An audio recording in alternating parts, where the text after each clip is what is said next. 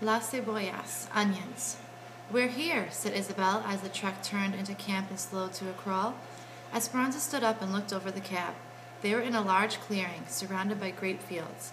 Row upon row of white wooden cabins formed long lines, connected like bunkhouses. Each cabin had one small window and two wooden steps that led to the door. She couldn't help but think that they weren't even as nice as the servants' cabins in Aguascalientes. They reminded Esperanza more of the horse stalls on the ranch than of a place people to live. A big mountain loomed in the east, framing one side of the valley. Marta jumped out and ran toward some girls standing together near the cabins. Esperanza could hear them talking in English, the words hard and clipped, as if they were speaking with sticks in their mouths. They all looked at her and laughed. She turned away, thinking that if Isabel could learn English, then maybe someday she could learn it too. A line of flatbed trucks pulled into a clearing, and campesinos hopped down, home from the fields. People called to one another. Children ran to their fathers, yelling, "Papi, Papi!" Esperanza felt a deep pang. She watched and wondered how she would fit into this world. Isabel pointed to a wooden building off to the side. That's where they have all the toilets. Esperanza cringed as she tried to imagine having no privacy. "We're lucky," said Isabel solemnly. "In some camps, we had to go in ditches." Esperanza looked down at her, swallowed, and nodded, suddenly thankful for something. A foreman came over and shook hands with Juan and Alfonso and pointed to the cabin in front of the truck. The women got out, took the babies, and helped Miguel with the bags. Mama and Esperanza walked into the cabin. It almost touching. It had two small rooms. One half of the front room was the kitchen with a stove, sink, and counter, and a table and chairs. A pile of wood waited near the stove. Across the room was a mattress on the floor. The back room had another mattress big enough for two people and a tiny cot. In between sat a wooden fruit crate to be used as a night table, its sides touching each bed. Above was another small window. Mama looked around and then gave Esperanza a weak smile. "Is this our cabin or Hortensia's and Alfonso's?" asked Esperanza, hoping that hers and Mama's might be better. "We are all together in this cabin," said Mama. "Mama, we can't possibly all fit." "Esperanza, they will only give one cabin for each man with a family. There is no housing for single women. This is a family camp, so you must have a male head of household to live and work here. And that is Alfonso." Mama sank to the bed. Her voice sounded tired. "He has told them we are his cousins, and if anyone asks us, we must say it's true. Otherwise, we cannot stay. We are next door to Juan and Josefina, so we can adjust the sleeping arrangements. Miguel will sleep next door with them and the babies, and Isabel will sleep here with Alfonso, Hortensia, and us." Miguel came in and set down their valises, then left. Esperanza could hear Alfonso and Hortensia in the next room, talking about the camp office. Mama got up to unpack and began to sing. Esperanza felt anger crawling up her throat. "Mama, we are living like horses. How can you sing? How can you be happy? We don't even have a room to call our own." The talking suddenly stopped in the other room. Mama gave Esperanza a long, hard look. She calmly walked over and shut the door to the small room. "Sit down," she said. Esperanza sat on the tiny cot, its springs screeching. Mama sat on the bed opposite her, their knees almost touching. "Esperanza, if we had stayed in Mexico and I had married Tia Luis, we would have had one choice, to be apart and miserable. Here, we have two choices. To be together and miserable, or to be together and happy. Mija, we have each other and Abuelita will come. How would she want you to behave? I choose to be happy, so which will you choose?" She knew what Mama wanted to hear. "Happy," she said quietly. "Do you know how lucky we are, Esperanza? Many people come to this valley and wait months for a job. Juan went to a lot of trouble to make sure we had this cabin waiting for us when we got here. Please be grateful for the favors bestowed upon us." Mama bent over and kissed her, then left the room. Esperanza lay down on the cot. A few moments later, Isabel came in and sat on the bed. "Will you tell me what it was like to be so very rich?" She looked at Isabel, her eyes anticipating some wonderful story. Esperanza was quiet for a moment, clinging to one possible thought. Then she said, "I am still rich, Isabel. We will only be here until Abuelita is well enough to travel. Then she will come with her money and we will buy a big house, a house that Papa would have been proud for us to live in. Maybe we will buy 2 houses so that Hortensia, Alfonso, and Miguel can live in one and work for us again. And you can visit us, Isabel. You see, this is only temporary. We will not be here for long. De veras? Asked Isabel. Yes, it is the truth, said Esperanza, staring at the ceiling that someone had covered with newspaper and cardboard. My papa would never have wanted us to live in a place like this. She closed her eyes and heard Isabel tiptoe out of the room and shut the door. The weariness from the days of travel flooded over her, and her mind wandered from people peeing in ditches to Martha's rudeness to the horse stalls at El Rancho de las Rosas. How could she be happy or grateful when she had never been more miserable in her life? When Esperanza opened her eyes again, it was almost light, and she heard Mama, Hortensia, and Alfonso talking in the next room. She had slept through dinner and the entire night. She smelled café and chorizo. The coffee and sausage made her stomach growl, and she tried to remember when she had last eaten. Isabel was still asleep in the bed next to hers, so Esperanza quietly pulled on a long wrinkled skirt and white blouse. She brushed her hair and went into the other room. "Good morning," said Mama. "Sit down and eat something. You must be starved." At the table, Hortensia patted her hand. "You missed going to the foreman's office last night. We signed the papers to live here. We already have work today." Mama put a plate of tortillas, eggs, and sausage in front of her. "Where did all the food come from?" asked Esperanza. "Josefina," said Hortensia. "She brought some groceries until we can go to the store this weekend." "Esperanza," said Mama, "you and Isabel will be watching the babies while the rest of us work. Alfonso and Juan will be picking grapes, and Hortensia, Josefina, and I will be packing grapes in the sheds." "But I want to work with you and Hortensia and Josefina." "You're not old enough to work in the shed," said Mama, "and Isabel is not old enough to watch the babies by herself. If you watch the babies, then Josefina can work, and that is one more paying job between us. We must all do our part. You will have a camp job too, sweeping the wooden platform every afternoon, for which they will deduct a little from our rent each month. Isabel can show you what to do later." "What's the platform?" Esperanza asked. "It's the big wooden floor outside in the middle of the camp. Juan said they use it for meetings and dances," said Mama. Esperanza stared at her food. She did not want to be stuck in camp with the children.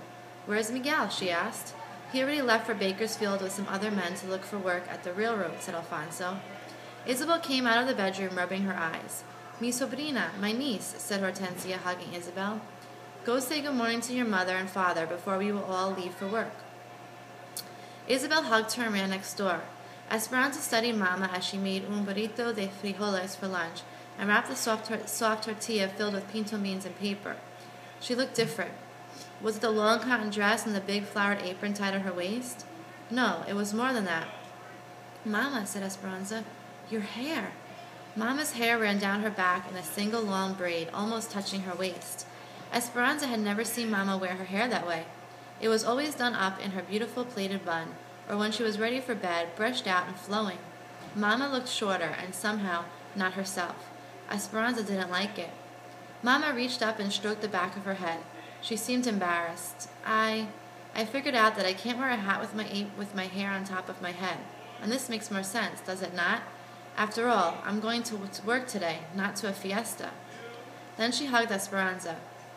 "We must go now. The trucks leave at 6:30 to take us to the sheds.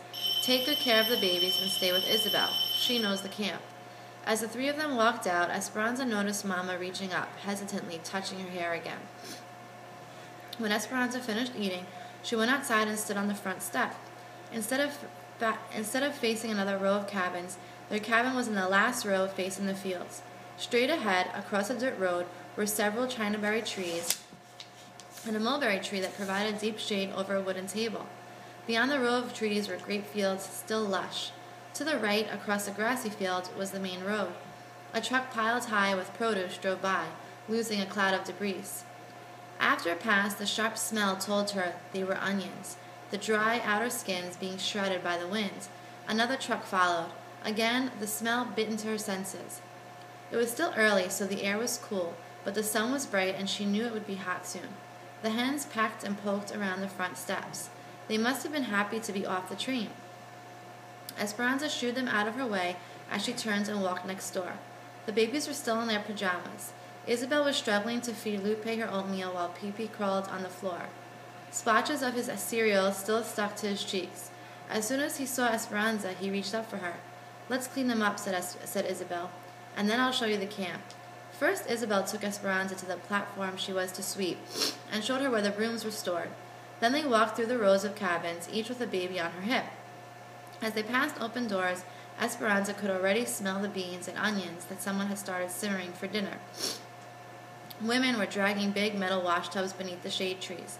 A group of young boys kicked a ball up and down the dirt road, stirring up dust. A little girl wearing a man's undershirt as a dress ran up to Isabel and took her hand. "This is Sylvia. She is my best friend.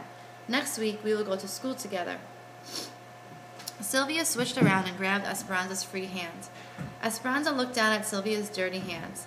Sylvia grinned up at her, and Esperanza's first thought was to pull her hand away and wash it as soon as possible. Then she remembered Mama's kindness to the peasant girl on the train, and her disappointment in Esperanza. She didn't want Sylvia to start crying if she were to pull away. She looked around at the dusty camp and thought that it must be hard to stay clean in such a place. She squeezed Sylvia's hand and said, "I have a best friend too. Her name is Marisol, and she lives in Aguas Calientes."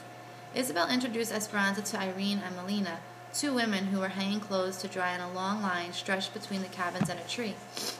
Irene had long gray hair tied in a tail. Melina didn't look much older than Miguel, and she already had a baby of her own. "We heard the story of how you came from Aguas Calientes," said Melina. "My husband is from there. He used to work for Senor Rodriguez." Esperanza's face lit up at this news.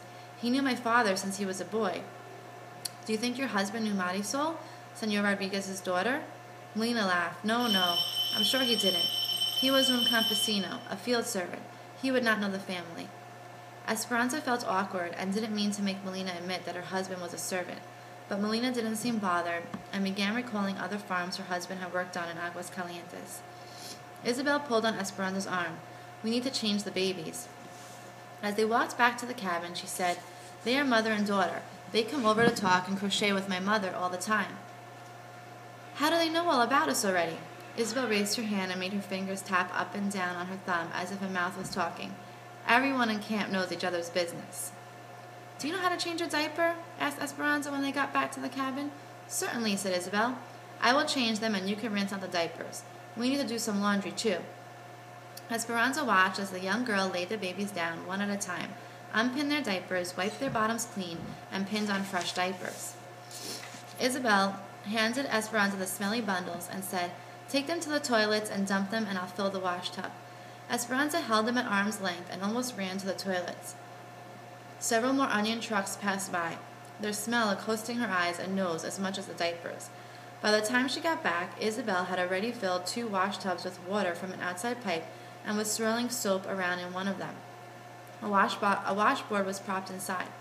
Esperanza went to the wash tub and hesitated, staring into the water. Bits of onion skins floated on the surface of the soapy water.